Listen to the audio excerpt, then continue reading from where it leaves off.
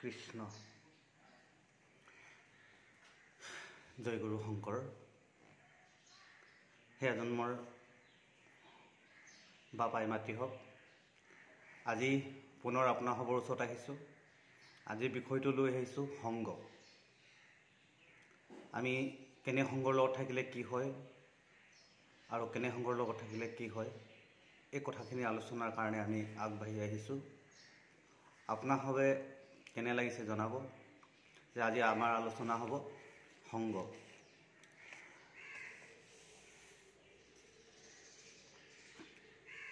সন্তৰ সংগত সুবাসনা, দুষ্টৰ সংগত দুবাসনা।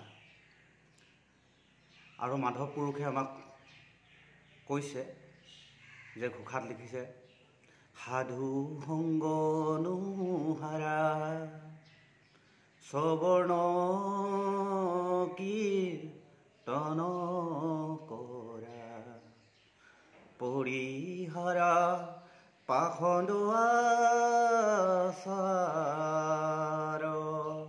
কৃষ্ণ যে মাধৱ পুৰুষে ঘোষাত কৈছে, সন্তৰ সংগত সুবাসনা, দুষ্টৰ সংগত দুবাসনা, আকৌ সাধু সংগ অনুহাৰা শ্ৰৱণ কীৰ্তন কৰা, পৰিহাৰা পাখণ্ড আচাৰ। তো শ্ৰৱণ কীৰ্তন কৰিব কৈছে, পাখণ্ড আচাৰ আমাক আঁতৰাব ক'লে, আৰু সাধুৰ সংগ অনুসৰণ কৰিব কৈছে। কিয় ক'লে?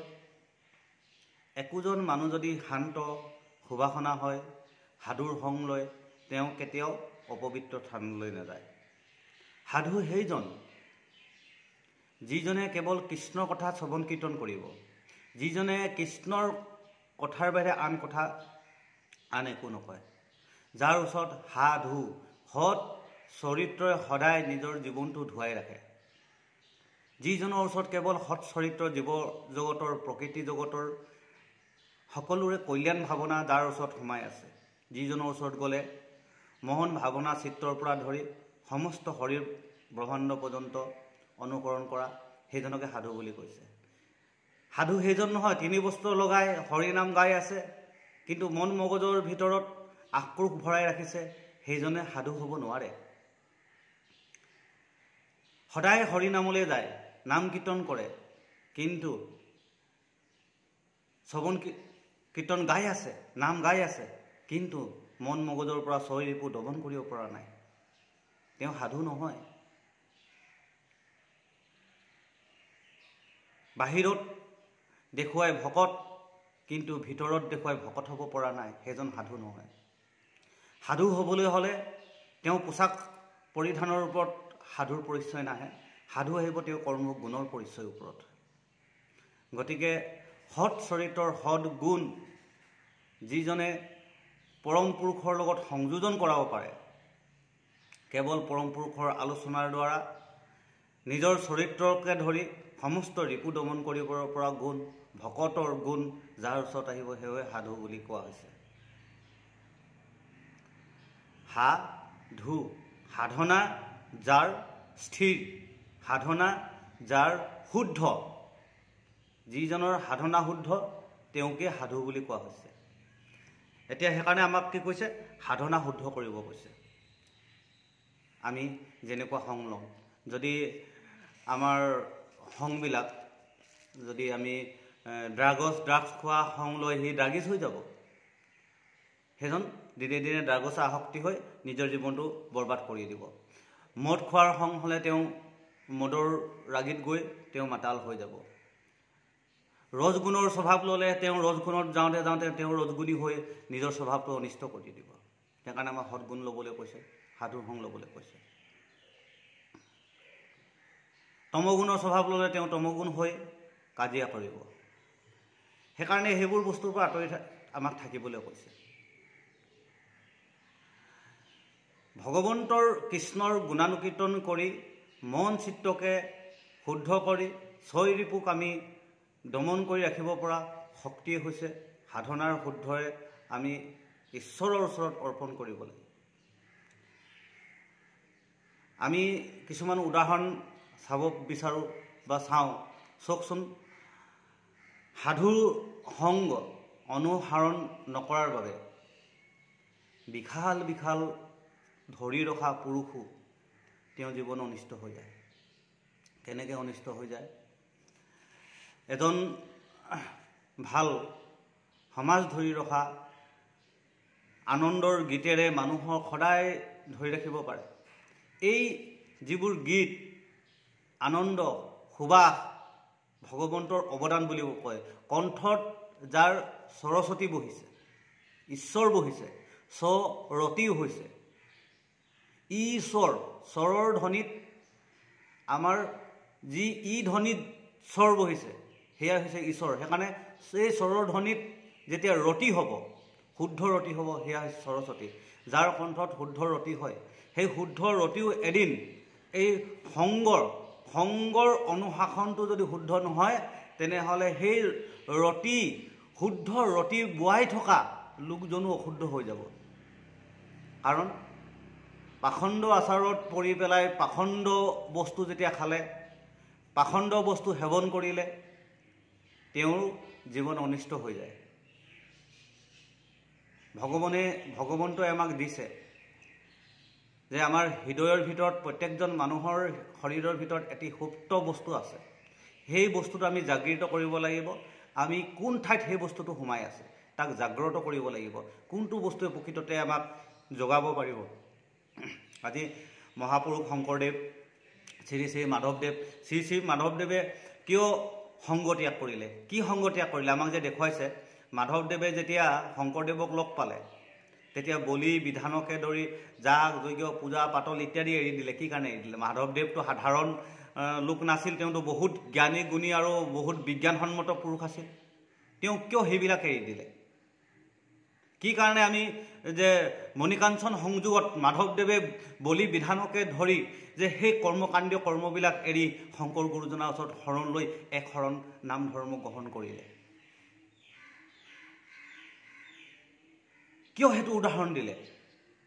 তেওঁ শংকৰ গুৰুজনাৰ ওচৰত সাধুসং কিয় ল'লে?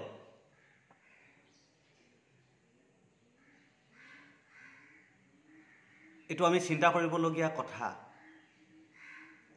যে এই যে কৃষ্ণকেন্দ্ৰিক সাধু যিজন কেৱল ভগৱন্ত এক ঈশ্বৰৰ কথা চিন্তা কৰে, তেওঁ কেতিয়াও অনিষ্ট হ'ব নোৱাৰে। তেওঁ মৃত্যুৰ আগ মুহূৰ্তলৈকে তেওঁ বৈকুণ্ঠ প্ৰাপ্তি হয়। সকলোৰে ওচৰত এই মহৎ গুণবিলাক ভিতৰত সোমাই আছে, তাক জাগৃত কৰিব লাগিব। আমি শুদ্ধ পথ কেনেকৈ পাওঁ?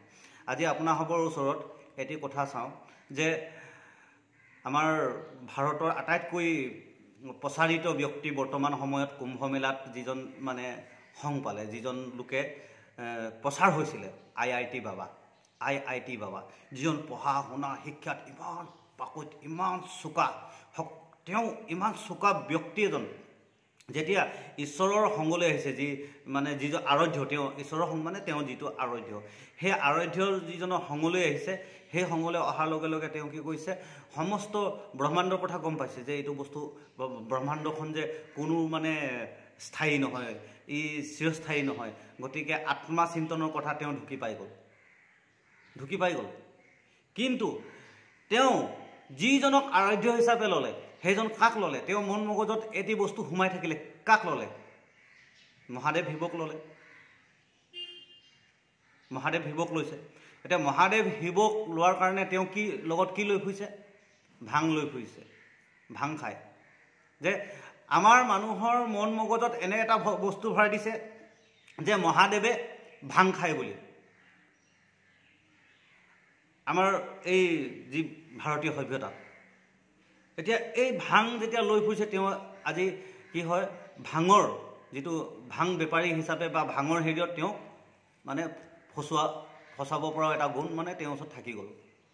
যে তেনেকুৱা এটা তেওঁক বহুতো লোকে আঁতৰাই দিবলগীয়া হৈছে। কি কাৰণে? সেইটো আছিল তেওঁ ভাগৰ সং। কৃষ্ণই কৈছে, ভগৱন্ত কৃষ্ণই কয়, যোনে মোক যি ভাগে পূজন কৰিবা সেই স্থান পাবা। তেওঁ সেই স্থান পাইছে। এতিয়া কি হ'ল?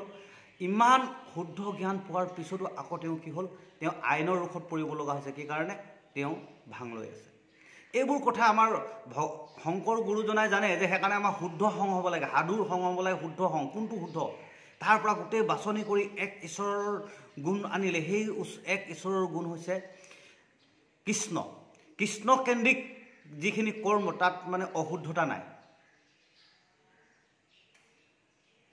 সম্পূৰ্ণৰূপে সাধু আৰু শুদ্ধমতিৰ প্ৰচাৰ আছে। সেইকাৰণে গুৰুজনাই সকলো বস্তু দৰ্শন কৰি আনি এক কৰি আমাক শুদ্ধ পথ দেখুৱালে, যে প্ৰত্যেকটো বস্তুৰ পৰা চালি জাৰি চাই আনি পেলাই ইয়াত দিলে। মহাদেৱ শিৱই কি বুলি ক'লে, যে মহাদেৱ শিৱই কৈছে, শনিও পাৰ্বতী মই মনতো শংকয়ো ৰংগে ৰাম বুলি বিকজিত জন। যিজন মহাদেৱেই কেৱল ৰাম বুলি সেৱাকাৰী আছে, ভগৱন্ত নাৰায়ণক। আকৌ তেওঁ আমাৰ যেতিয়া হৰমোহনত চাওঁ, যে তুমিয়ে সমস্তৰ গৰাকী, তুমিয়ে হৰ্তা কৰ্তা প্ৰভু, তোমাৰ চৰণত মই শৰণ ল'লোঁ বুলি মহাদেৱে নাৰায়ণক কৈ আছে। আমি ভাগৱতৰ যি অষ্টমী স্কন্ধত পঢ়িলে আমি পাওঁ।